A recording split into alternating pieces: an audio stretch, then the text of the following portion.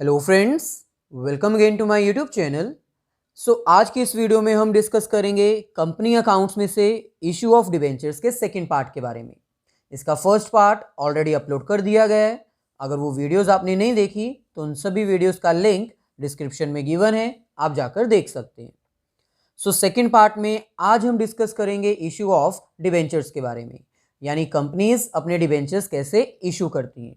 इसके रिगार्डिंग आज हम एक न्यूमेरिकल क्वेश्चन सॉल्व करेंगे और ये अंडरस्टैंड करेंगे कि डिबेंचर्स को इशू करने के टाइम पर कौन कौन सी जर्नल एंट्रीज प्रिपेयर की जाती हैं। स्टार्ट करने से पहले आपसे रिक्वेस्ट है, अगर अब तक आपने हमारे सेपरेट चैनल इकोनॉमिक्स बाय जोली कोचिंग को सब्सक्राइब नहीं किया है तो आप उसको सब्सक्राइब कर दीजिए, ताकि फ्यूचर में जितनी भी वीडियोस अपलोड की जाती हैं इंडियन इकोनॉमिक्स डेवलपमेंट, माइक्रो या फिर मैक्रो इकोनॉमिक्स के रिगार्डिंग, उसका लिंक आपको मिल जाए। सेपरेट चैनल है इकोनॉमिक्स बाय जोली कोचिंग, लिंक आपको डिस्क्रिप्शन में दिया गया है। इशू ऑफ डिबेंचर्स में सबसे पहले हमें यह पता होना चाहिए कि इशू ऑफ डिबेंचर्स होता क्या है। बेसिकली जितनी भी कंपनीज हैं वो कैपिटल को रेज करने के लिए शेयर्स इशू कर सकती हैं, लेकिन इन केस वो अमाउंट रेज करना चाहती हैं एज अ कैपिटल नहीं, एज अ डेट, यानी वो उधार लेना चाहती हैं। इन दैट केस कंपनीज के पास फर्स्ट प्रायोरिटी होती है डिबेंचर्स, यानी कंपनीज डिबेंचर इशू करके फाइनेंस रेज कर सकती है और उस फाइनेंस को बिजनेस में यूज कर सकती है for performing the various activities, यानी डिफरेंट एक्टिविटीज को परफॉर्म करने के लिए डिबेंचर्स को यूज किया जा सकता है फॉर रेजिंग द फाइनेंस। अब यहां पर हमारे पास टू इंपॉर्टेंट इंफॉर्मेशन आती हैं। First is for listed companies and second is for unlisted companies. Listed companies कुछ ऐसी कंपनीज होती हैं जिन्होंने अपने शेयर्स और डिबेंचर्स किसी ना किसी स्टॉक एक्सचेंज में रजिस्टर्ड करवाए हुए हैं। तो सबसे पहले हम बात कर लेते हैं लिस्टेड कंपनीज की। कुछ ऐसी कंपनीज जिन्होंने अपने शेयर्स और डिबेंचर्स रजिस्टर्ड करवाए हुए हैं, वो कंपनीज डिबेंचर्स को इशू कर सकती है पब्लिक को भी, और वो प्राइवेट प्लेसमेंट भी कर सकती है। यानी अगर एक कंपनी ने अपने डिबेंचर्स लिस्टेड करवाए हुए हैं, स्टॉक एक्सचेंज में रजिस्टर्ड करवाए हुए हैं, इन दैट केस वो कंपनी अपने डिबेंचर्स पब्लिक को भी इशू कर सकती है, और अगर वो चाहे तो प्राइवेट प्लेसमेंट भी कर सकती है। प्राइवेट प्लेसमेंट का मतलब है अगर वो चाहे तो किसी प्राइवेट पर्सन को भी डिबेंचर दे सकती है, किसी चुनिंदा पर्सन्स को, ग्रुप ऑफ पर्सन्स को डिबेंचर्स इशू किए जा सकते हैं। अब हम बात करते हैं अनलिस्टेड कंपनीज की। ऐसी कंपनीज जिन्होंने अपने डिबेंचर्स या फिर शेयर्स स्टॉक एक्सचेंज में रजिस्टर्ड नहीं करवाए। इन दैट केस वो कंपनीज सिर्फ प्राइवेट प्लेसमेंट कर सकती है डिबेंचर्स को लेकर, यानी वो पब्लिक को डिबेंचर्स इशू नहीं कर सकती, वो सिर्फ कुछ चुनिंदा लोगों को ही डिबेंचर इशू कर सकती है। So a listed company who is registered in stock exchange can issue debentures to public और में इशू फॉर प्राइवेट प्लेसमेंट। अगर लिस्टेड कंपनी है, स्टॉक एक्सचेंज में रजिस्ट्रेशन हो रखी है, in that case debentures issue किए जा सकते हैं पब्लिक को भी, और प्राइवेट प्लेसमेंट भी पॉसिबल है। But an unlisted company can only issue debentures by private placement and not allowed to issue them for public subscription. अगर आपकी कंपनी अनलिस्टेड कंपनी है, यानी उसकी रजिस्ट्रेशन नहीं हो रखी, इन दैट केस आप सिर्फ प्राइवेट प्लेसमेंट कर सकते हो, कुछ चुनिंदा लोगों को ही डिबेंचर्स इशू कर सकते हो, पब्लिक को इशू नहीं किए जा सकते। नेक्स्ट हमारे पास आता है मिनिमम सब्सक्रिप्शन। जैसे शेयर्स के टाइम पर कंपनीज एक्ट और सेबी दोनों एक्सप्लेन करते हैं कि क्या मिनिमम सब्सक्रिप्शन होनी चाहिए अगर आप शेयर्स इशू करना चाहते हो। सिमिलरली डिबेंचर्स को इशू करने के टाइम पर भी कुछ मिनिमम सब्सक्रिप्शन आपको रिसीव करनी होती है। अगर वो मिनिमम सब्सक्रिप्शन कंपनी को मिल जाती है, इन दैट केस डिबेंचर्स को अलॉट किया जा सकता है। यहां पर हमारे पास कुछ रूल्स डिफाइन किए गए हैं। First is according to companies act 2013 a company need to receive some minimum amount as a subscription from the issue of debentures। Companies act 2013 सिर्फ इतना डिफाइन करता है कि कंपनी जब डिबेंचर्स इशू करेगी एट दैट टाइम उसको minimum amount receive हो जानी चाहिए। लेकिन वो मिनिमम अमाउंट कितनी होनी चाहिए, 20%, 50%, 80%, ये कंपनीज एक्ट में डिफाइन नहीं किया गया. It means companies act does not define the minimum subscription, but it must be decided by the company before the issue of debentures. लेकिन कंपनी को डिबेंचर्स इशू करने से पहले डिसाइड करना होगा कि कितनी अमाउंट वो मिनिमम सब्सक्रिप्शन के तौर पर डिफाइन करना चाहते हैं. फॉर एग्जाम्पल, अगर कंपनी मार्केट में 1 लाख रुपीज के डिबेंचर्स इशू करना चाहती है और उन्होंने डिसाइड किया है कि एटलीस्ट 60% उनको अमाउंट रिसीव हो जाएगी as a minimum subscription. So it means 1 lakh के अकॉर्डिंग 60% कितना आएगा, 60,000. सो ये वो अमाउंट है जो पब्लिक को सब्सक्राइब करनी है, कंपनी को रिसीव हो जानी चाहिए at the time of issue of debentures. So अगर कंपनी 1 लाख रेज करना चाहती है डिबेंचर्स को इशू करने के टाइम पर, तो उसको डिसाइड करना होगा कि मिनिमम सब्सक्रिप्शन कितनी होनी चाहिए. वो अपने अकॉर्डिंग डिफाइन कर सकते हैं क्योंकि कंपनीज एक्ट में कोई भी परसेंटेज डिफाइन नहीं की गई. जितनी परसेंटेज डिफाइन की जाएगी उसके अकॉर्डिंग उस कंपनी को सब्सक्राइब्ड अमाउंट मिल जानी चाहिए. फॉर एग्जाम्पल, अगर जनरल पब्लिक 60,000 डिबेंचर्स परचेज नहीं करती, 60,000 की अमाउंट कंपनी को रिसीव नहीं होती, इन दैट केस मिनिमम सब्सक्रिप्शन की रिक्वायरमेंट फुलफिल नहीं हो रही. सो इसका मतलब कंपनी को जितने भी पैसे मिले हैं, फॉर एग्जाम्पल 55,000 मिले हैं, लेकिन मिनिमम सब्सक्रिप्शन के अकॉर्डिंग अमाउंट मिलनी चाहिए थी 60,000. इन दैट केस अगर मिनिमम अमाउंट नहीं मिलती तो कंपनी को सारी की सारी अमाउंट रिटर्न करनी होगी डिबेंचर होल्डर्स को. लेकिन यहां पर सेबी ने अपनी कुछ कंडीशन रख दी है. However, SEBI describes it as 75% of issued debentures. Companies act ने कोई परसेंटेज डिफाइन नहीं की, लेकिन security exchange board of India ने क्लियर कट डिफाइन किया है कि at least 75% amount as a subscription receive हो जानी चाहिए at the time of issue of debentures. यानी अगर एक कंपनी 1 लाख डिबेंचर्स रेज करना चाहती है, इशू करना चाहती है, इन दैट केस उनको 75,000 अमाउंट मिल जानी चाहिए एज अ मिनिमम सब्सक्रिप्शन. अगर नहीं मिलती तो कंपनी को वो सारी अमाउंट वापस करनी होगी जो उन्होंने रिसीव की है.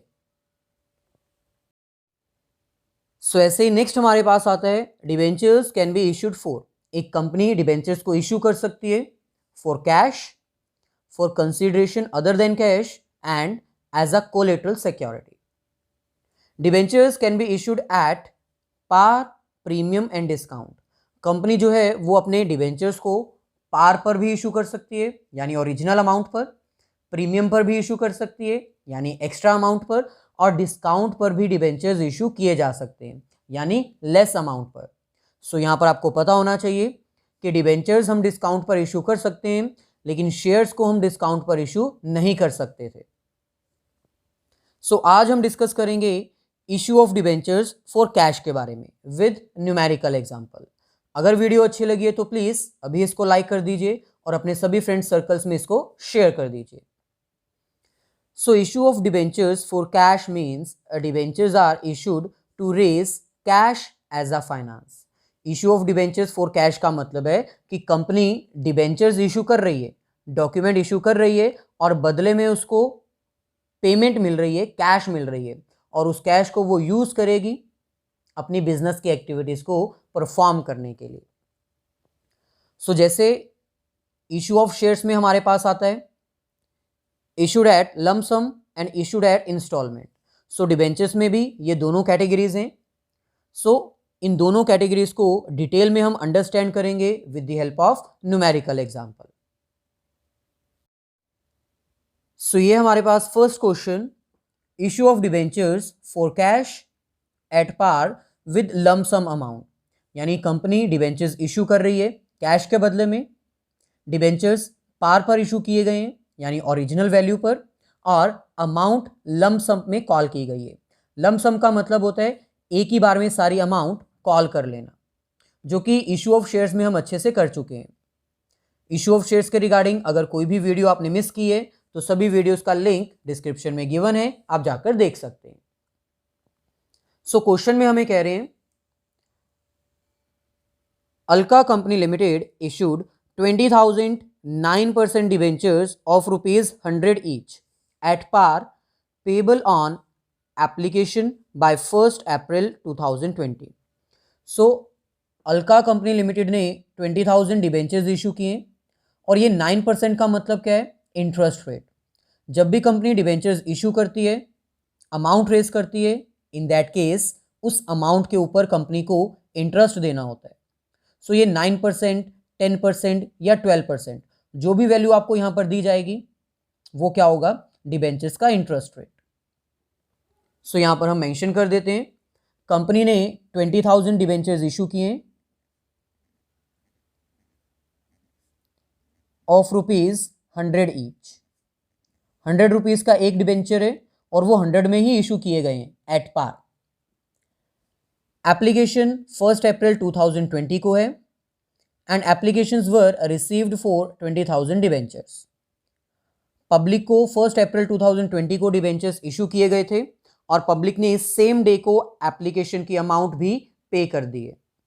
डिबेंचर्स वर अलॉटेड ऑन 5 अप्रैल 2020, लेकिन डिबेंचर्स अलॉट कब किए गए हैं? 5 अप्रैल 2020 को। अब क्योंकि यहां पर सिर्फ एप्लीकेशन और अलॉटमेंट की बात की गई है, इसका मतलब ये लंप सम का क्वेश्चन है। ऐसा क्वेश्चन जिसमें कंपनी अपने डिबेंचर्स इशू कर रही है और 100 रुपीज एक ही बार में रिसीव कर रही है, कोई इंस्टॉलमेंट नहीं है। सो ये हमारे पास फॉर्मेट जर्नल एंट्रीज को प्रिपेयर करने के लिए, फर्स्ट ऑफ ऑल हम यहां पर हेडिंग लिखेंगे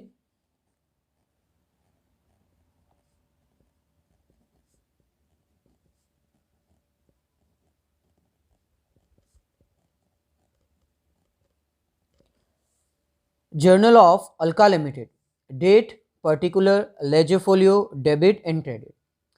सो फर्स्ट ऑफ ऑल कंपनी ने डिबेंचर्स इशू किए, एप्लीकेशन के थ्रू सबसे पहले कंपनी को अमाउंट रिसीव होगी। सो यहां पर हमारे पास डेट आएगी 1 अप्रैल 2020। अब क्योंकि सबसे पहले कंपनी को अमाउंट रिसीव हो रही है बैंक के थ्रू, सो इसलिए एंट्री क्या आएगी?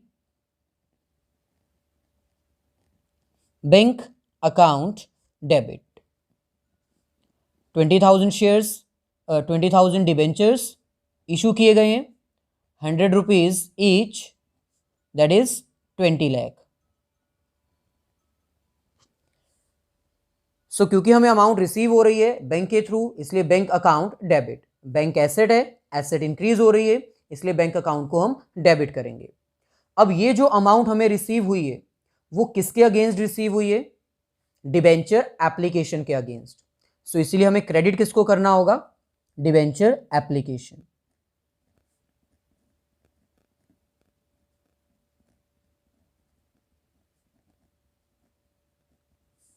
$20 लाख। इट मींस जैसी एंट्रीज हम लमसम के केस में शेयर्स को रिकॉर्ड करने के टाइम पर डालते थे, सेम एंट्री हमारे पास है डिबेंचर्स के लिए। बस डिफरेंस इतने, यहां पर हम शेयर एप्लीकेशन लिखते थे, अब यहां पर हम क्या लिखेंगे? Debenture application. अब क्योंकि ये लमसम का केस है, इसलिए एप्लीकेशन के साथ अलॉटमेंट को भी हमें साथ में ही रिकॉर्ड करना होगा। To debenture application and allotment. So application and allotment की अमाउंट रिसीव करने के बाद नेक्स्ट एंट्री हमारे पास आती है एप्लीकेशन एंड अलॉटमेंट की अमाउंट को ट्रांसफर करने की, यानी डिबेंचर्स को अलॉट करने की, जो कि हमने अलॉट किए 5 अप्रैल को। सो यहां पर डेट आएगी 5 अप्रैल 2020। सो डिबेंचर एप्लीकेशन और अलॉटमेंट के अगेंस्ट जो अमाउंट हमें रिसीव हुई है, अब उस अमाउंट को हम ट्रांसफर करेंगे 9% डिबेंचर अकाउंट में। सो यहां पर हमें क्या लिखना है? Debenture application and allotment account debit 20 lakh. So debenture application and allotment के अगेंस्ट जो अमाउंट हमें रिसीव हुई है वो हमें ट्रांसफर करनी होगी डिबेंचर अकाउंट में। पहले हम शेयर कैपिटल में ट्रांसफर करते थे क्योंकि वो हमारी कैपिटल होती थी, लेकिन अब क्योंकि ये हमारी बोरोविंग्स हैं इसलिए हमें इसको सेपरेटली ट्रांसफर करना होगा डिबेंचर अकाउंट में। सो हमें क्या मेंशन करना है, to 9% debenture account 20 lakh. So same procedure है जो शेयर कैपिटल में ट्रांसफर करना होता था, अब हम उसको कहां पर ट्रांसफर करेंगे, 9% डिबेंचर में। सो जो अमाउंट हमें रिसीव हुई थी डिबेंचर एप्लीकेशन एंड अलॉटमेंट के अगेंस्ट, वो अमाउंट हमने ट्रांसफर कर दी 9% डिबेंचर अकाउंट में। साथ में आपको यहां पर नरेशन भी मेंशन करनी है।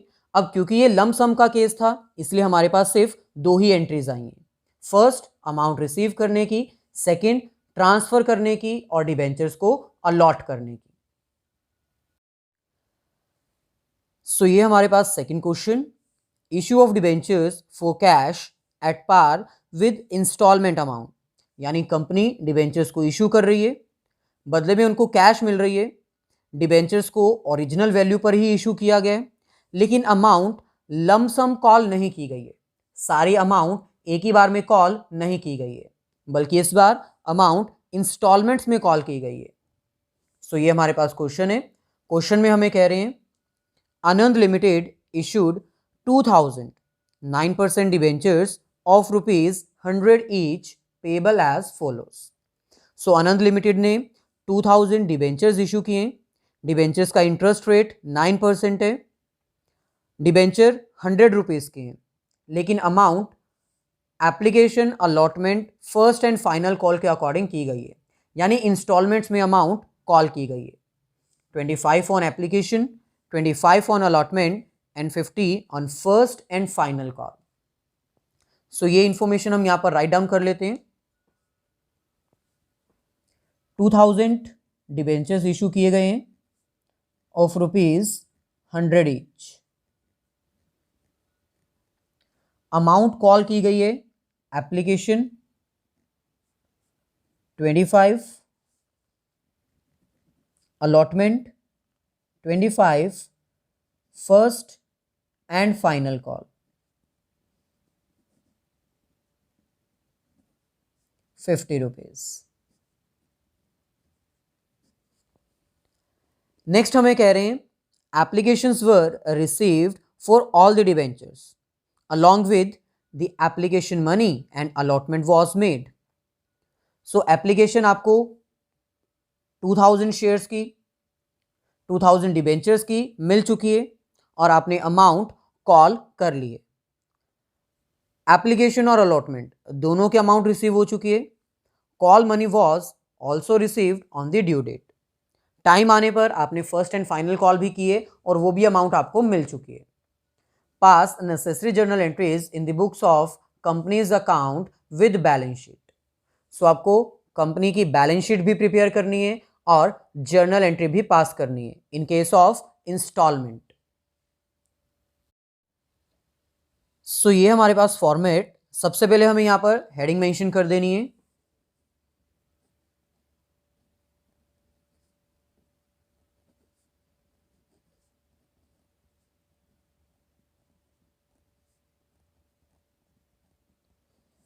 So journal of Anand Limited, date, particular, ledger folio, debit, credit।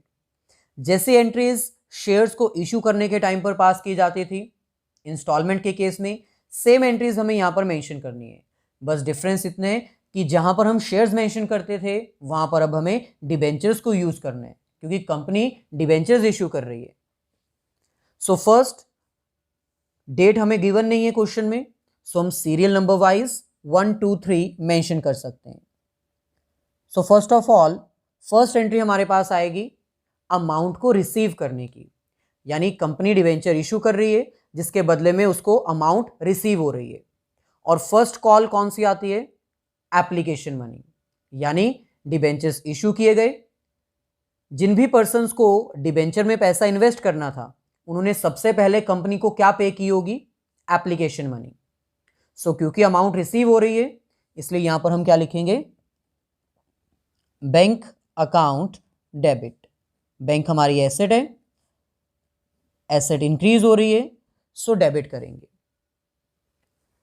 2000 debentures और एप्लीकेशन है 25 रुपीज की, सो ये हमारे पास आएगा 50,000। जो अमाउंट हमें रिसीव हुई है वो किसके अगेंस्ट रिसीव हुई है, डिबेंचर एप्लीकेशन के अगेंस्ट। सो इसलिए हमें यहां पर क्रेडिट क्या करना होगा, टू डिबेंचर एप्लीकेशन 50,000। साथ में हम नरेशन हर एक एंट्री के साथ मेंशन करना। सो फर्स्ट एंट्री में हमें अमाउंट रिसीव हो रही है इसलिए बैंक अकाउंट डेबिट, किसके अगेंस्ट रिसीव हो रही है, एप्लीकेशन के अगेंस्ट। सो इसलिए bank account debit to debenture application. Application की अमाउंट जो हमें रिसीव हुई है इसको हम ट्रांसफर करेंगे डिबेंचर अकाउंट में। सो इसलिए सेकेंड एंट्री हमारे पास क्या आएगी, debenture application account debit to 9% debenture account. यानी जो अमाउंट हमें रिसीव हुई थी डिबेंचर एप्लीकेशन के अगेंस्ट, उस अमाउंट को हमने ट्रांसफर कर दिया 9% डिबेंचर अकाउंट में। सो जहां पर हम शेयर्स यूज करते थे वहां पर अब हमें डिबेंचर वर्ड यूज करना है। अमाउंट 50,000।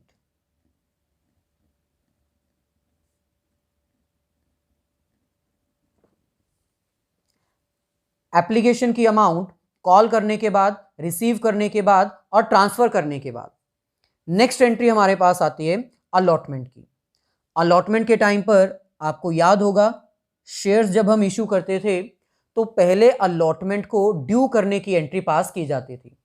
यानी पहले आपको अमाउंट नहीं मिलेगी, पहले आपको अमाउंट बैंक में रिसीव नहीं होगी, पहले आप शेयर होल्डर्स को रिमाइंड करवाओगे। सिमिलरली अब यहां पर कौन है, डिबेंचर होल्डर्स। अब आप डिबेंचर होल्डर्स को रिमाइंड करवाओगे कि अलॉटमेंट की अमाउंट आने वाली है, पेमेंट कर दीजिएगा। सो इसीलिए अब यहां पर हमें क्या मेंशन करना है, ड्यू एंट्री। सो हम यहां पर लिखेंगे debenture allotment account debit to 9% debentures. यानी डिबेंचर अलॉटमेंट से अमाउंट रिसीव होगी, अभी हुई नहीं है, इसीलिए हमने यहां पर बैंक अकाउंट डेबिट नहीं लिखा।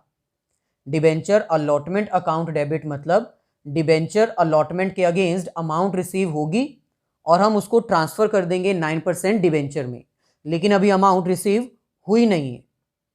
सो इसलिए हम यहां पर बैंक अकाउंट यूज नहीं कर सकते। सो 2000 डिबेंचर्स हैं, अलॉटमेंट 25 रुपीज, सो ये हमारे पास आएगा 50,000 अगेन। सो इस एंट्री का मतलब क्या है, डिबेंचर अलॉटमेंट के अगेंस्ट हमें 50,000 रिसीव होंगे और हम उसको डिबेंचर अकाउंट में ट्रांसफर कर देंगे। सो ड्यू करने के बाद फाइनली अब आपको अमाउंट रिसीव हो जाएगी। अब क्योंकि अमाउंट रिसीव हो रही है इसलिए एंट्री क्या आएगी, बैंक अकाउंट डेबिट।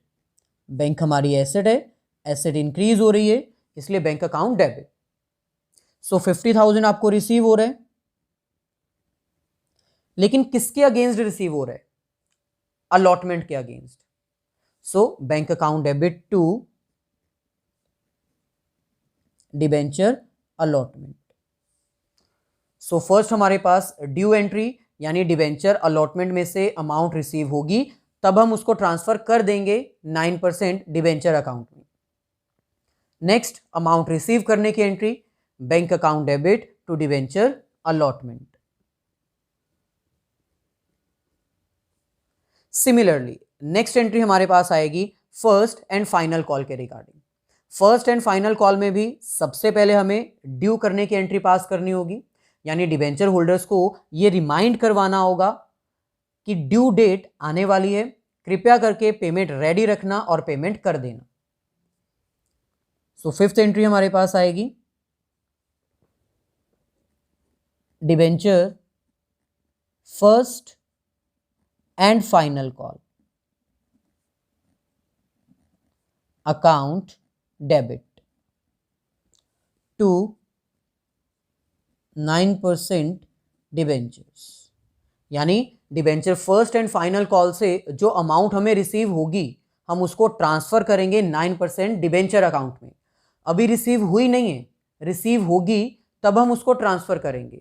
सो इसलिए यहां पर हम बैंक अकाउंट डेबिट नहीं कर सकते। 2000 शेयर्स हैं, 50 रुपीज की फर्स्ट एंड फाइनल कॉल यानी 1 लाख।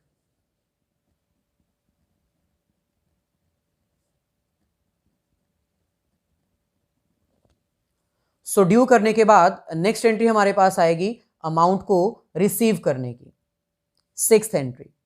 सो क्योंकि अमाउंट हमें रिसीव हो रही है इसलिए हम यहां पर क्या लिखेंगे, बैंक अकाउंट डेबिट। बैंक हमारा एसेट है, इंक्रीज हो रही है सो डेबिट करेंगे 1 लाख।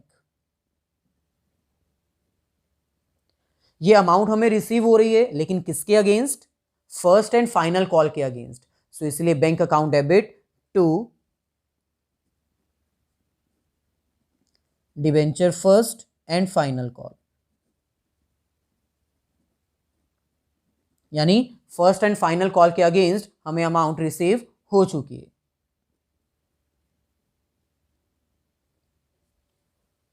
सो ये हमारी complete journal entry when shares are issued, when debentures are issued at par with instalment. So इसके रिगार्डिंग अब हमें बैलेंस शीट प्रिपेयर करनी है। सो बैलेंस शीट प्रिपेयर करने से पहले हमें यहाँ पर नोट्स टू अकाउंट्स प्रिपेयर करने होंगे, सिमिलरली जैसे हम इश्यू ऑफ शेयर्स के टाइम पर प्रिपेयर करते थे। So notes to accounts,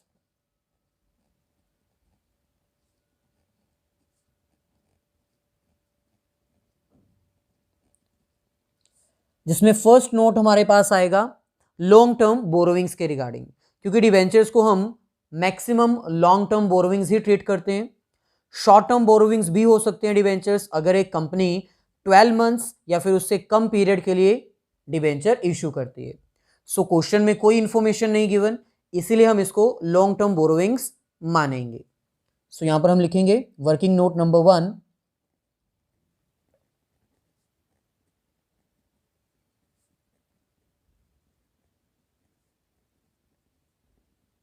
long term borrowings. So long term borrowings में कंपनी ने कितने डिबेंचर्स इशू किए हैं, 2000, 9% debentures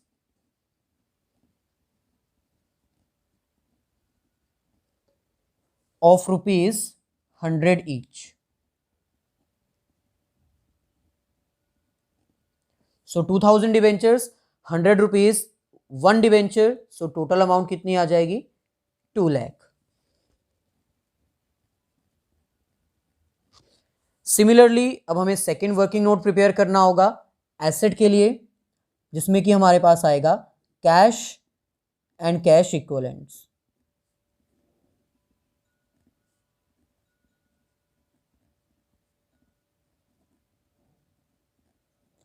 so cash and cash equivalents में हमें वो अमाउंट लिखनी है जो हमें डिबेंचर्स इशू करने के टाइम पर रिसीव हुई है, और उस अमाउंट को हम यहां से इजीली काउंट कर सकते हैं। फर्स्ट अमाउंट हमें रिसीव हुई है 50,000, सेकेंड अमाउंट हमें जो बैंक में रिसीव हुई है अगेन 50,000, एंड लास्ट अमाउंट जो हमें रिसीव हुई है बैंक के against that is 1 lakh. So total amount same 2 lakh. So यहां पर हम मेंशन कर देंगे कैश एट बैंक,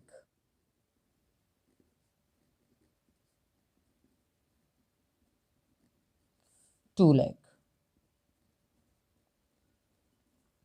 सो इसके अकॉर्डिंग अब हम बैलेंस शीट प्रिपेयर कर सकते हैं। बैलेंस शीट प्रिपेयर करने के लिए सबसे पहले आपको यहां पर हेडिंग मेंशन करनी होगी।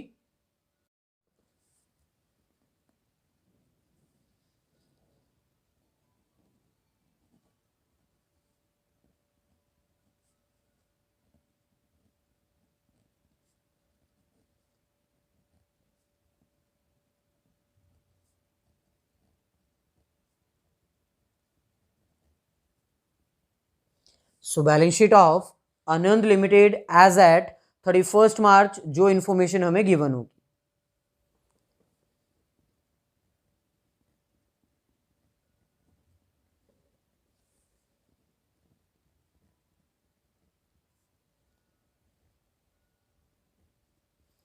सो फर्स्ट हमारे पास आता है इक्विटी एंड लायबिलिटी। सो यहां पर हमें मेंशन करना होगा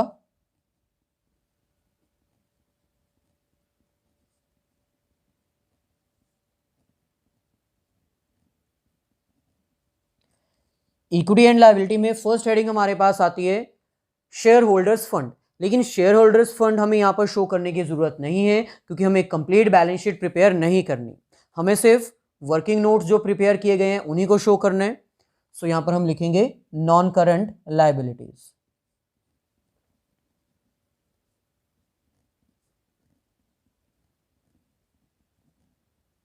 सो नॉन करंट लायबिलिटीज में बोरोइंग्स हमारे लिए क्या है, डेटर्स हमारे लिए क्या है, डिबेंचर्स हमारे लिए क्या है, लॉन्ग टर्म बोरोइंग्स। सो यहां पर हम मेंशन करेंगे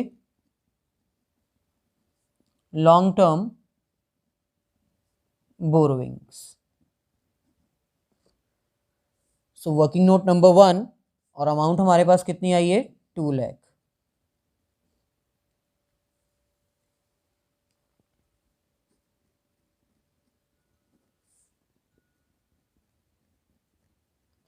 सिमिलरली सेकेंड हमारे पास क्या आता है बैलेंस शीट में एसेट्स। सो यहां पर हम मेंशन करेंगे एसेट्स। एसेट्स में हमें कंप्लीट फॉर्मेट ड्रॉ करने की जरूरत नहीं है, सिर्फ हमें करंट एसेट्स ही शो करनी है क्योंकि कैश एट बैंक हमारे लिए करंट एसेट्स हैं।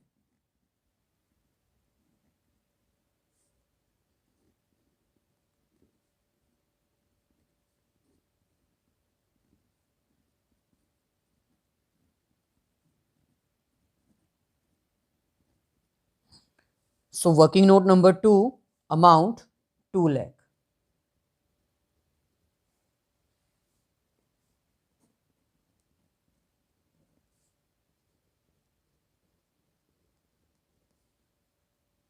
सो ये थी हमारी आज की वीडियो। आई होप आपको वीडियो अच्छी लगी होगी। अगर वीडियो अच्छी लगी है तो प्लीज़ अपने सभी फ्रेंड्स के साथ इसको शेयर कर दीजिए। हमारे सेपरेट चैनल इकोनॉमिक्स बाय जोली कोचिंग को सब्सक्राइब कर लीजिए और वीडियोस को लाइक कर दीजिए। सो लास्ट में अगर अब तक आपने मेरी प्रोफाइल को फॉलो नहीं किया है तो अनअकैडमी की प्रोफाइल को भी फॉलो कर दीजिए ताकि वहाँ पर जितनी भी क्लासेस आपको प्रोवाइड की जाती हैं स्पेशल और प्लस उसके बारे में नोटिस मिलता रहे। अनअकैडमी आपको लाइव क्लासेस प्रोवाइड करते हैं, वीकली क्विज कंडक्ट किए जाते हैं, सब्जेक्ट वाइज आपका सारा सिलेबस कवर किया जाता है। सो ऐप डाउनलोड कर लीजिए ताकि जितनी भी क्लासेस वहाँ पर कंडक्ट की जाती हैं उसके बारे में आपको पता चल जाए। सो 11th क्लास के प्लस सब्सक्रिप्शन आप परचेज कर सकते हो और एट दैट टाइम आप कोड यूज़ कर सकते हो जॉली10। आपके सामने सारे प्राइजेस अवेलेबल हैं, आप अपनी रिक्वायरमेंट के अकॉर्डिंग प्लान परचेज कर सकते हैं। सिमिलरली क्लास 12th के लिए भी ये डिफरेंट प्लान्स अवेलेबल हैं। फॉर प्लस सब्सक्रिप्शन आप कोड यूज़ कर लीजिएगा जॉली10, देन आपको 10% डिस्काउंट मिल जाएगा।